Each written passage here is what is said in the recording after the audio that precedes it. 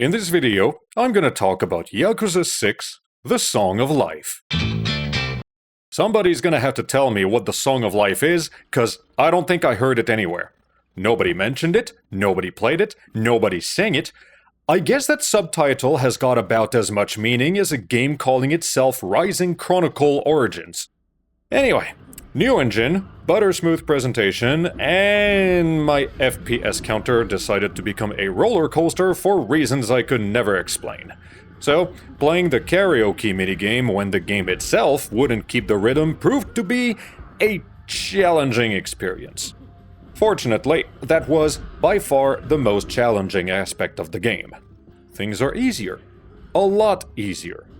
I can button mash my way out of fights as long as I do not run into the dreadful situation of two heavy-set guys comboing me one after the other, effectively disallowing me from playing the game for about 30 seconds.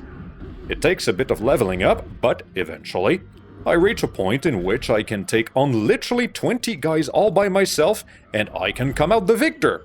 So that gives you an idea of how much power the protagonist is up to at this point. The story is as follows. Kiryu thinks he is about to investigate a non-Yakuza mystery, except we got news for the poor bastard! It absolutely is a Yakuza mystery! Next thing he knows, he's back in the shit with the rest of us. And it's fair payback in retaliation for the game sending me to the Shadow Realm about as often as the previous installment. Seriously, this game is best played with both a controller and a bucket of popcorn. Part of the plot involves a bunch of people that push him and shove him in order to protect him from the terrible secret of space, and the less said about that part, the better. Controls involve a light attack button, heavy attack button, block button, stop running button, dash button, and grab button. The grab button works on its own schedule, and the protagonist will absolutely whiff his grab if he happens to be running at the time. That applies even to inanimate objects.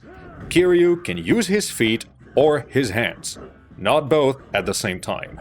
If you want to grab that traffic cone over there so you can bash heads with it, you'll be needing an instrument-assisted approach vector like you're trying to land a jumbo jet.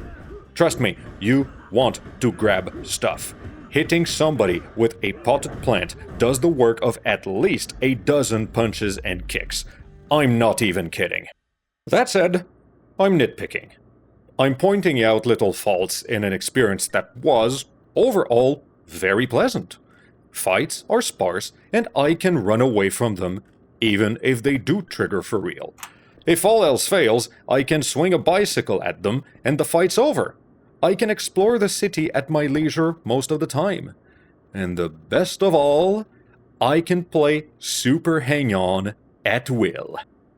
Okay. I'm gonna nerd out for a minute, right? In this game, I can play Super Hang-On with a more permissive time limit if I want. The proper arcade version of this game is punishingly hard. By that, I mean if you crash even once, you're done. You're not making it to the end. It's official. Doesn't matter how you change the options. I tried. Even the easiest setting is built to devour a kid's allowance. And then, this. A version that I can beat very, very comfortably. Almost too much. Very easy is laughably easy. While easy is close to the console difficulty, more or less, but still pretty punishing, and I can make some run-ending mistakes, even on a good day. Fact remains that somebody out there opened the game's code and changed it. In the 21st century. There's either the source code for this game still lying around somewhere, or somebody reverse engineered it, or ROM hacked it. I don't know. It's kind of wild. But I really appreciate that attention to detail. Thank you. This came, however, at the cost of bowling. Instead, there is a gym. The gym could have been placed anywhere else. But somebody, somewhere, said the bowling had to go. And that's where the gym was gonna be. To add insult to injury, there's a neon sign the size of a fucking first-generation Xbox outside the building, and it teases me every single time I run into Theater Square. Why? Why must the game torment me so? Where's the casino? Where's Purgatory? Where's the bar with the husky-voiced mama? They certainly had a reason for taking away that content, but there's no way in hell the reason is good, so don't even try. There's still a lot of stuff to do. That said, it's not a disaster. There's enough to keep someone busy for 60 hours, and that's without including the cabaret club hostesses. For comparison, I clocked 70 on Kiwami 1 and 80 on Kiwami 2. And you can do stuff that doesn't exist in the other games, like spearfishing, make new friends at the bar, and chat on the internet with hot girls in bikinis. No, I'm not making that up. It is exactly what you think it is. The big highlight is the fact that the new engine makes everything seamless. You barely get any loading sequences. If you want to go inside somewhere, you can just do it. You don't need to click anything. You're in one single big-ass level most of the time. Which means, by the way, that fights can absolutely spill into shops and restaurants. You can avoid confrontation by speaking to an employee before the fight starts, but if the fight's already underway, the more likely outcome will be that it's gonna be the employee speaking at you. Loudly. And the second best part? The story's even tighter. It's easier to track. Fewer moving parts. Fewer characters to remember. Somebody can show up in a cutscene looking like he owns the place, and I can remember his punk ass most of the time. Compared to previous installments, this is a lot more approachable. It's a game that lets itself get played without getting in the way too much. Well, maybe except for the time you gotta take care of the baby, but thank God, you only need to do that for one short sequence, and then you don't need to hear anything about this again. Do your stuff right, and by golly, you almost watch more cutscene than you do gameplay.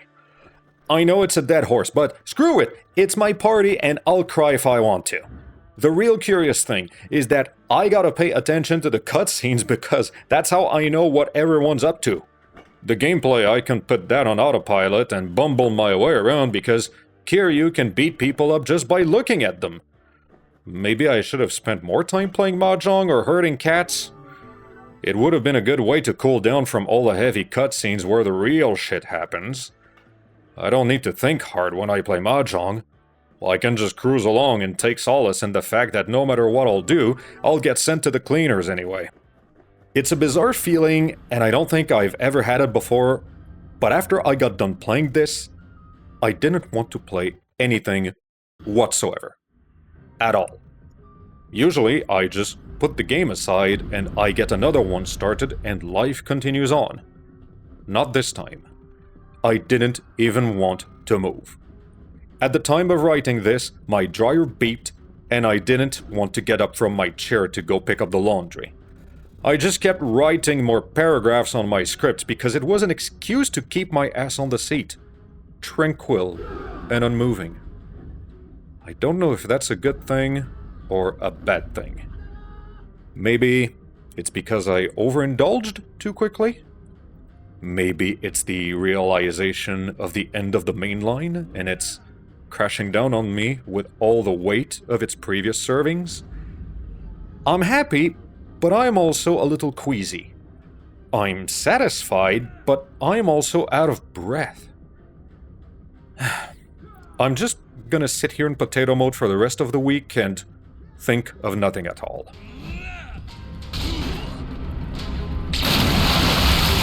In short, this game is food coma.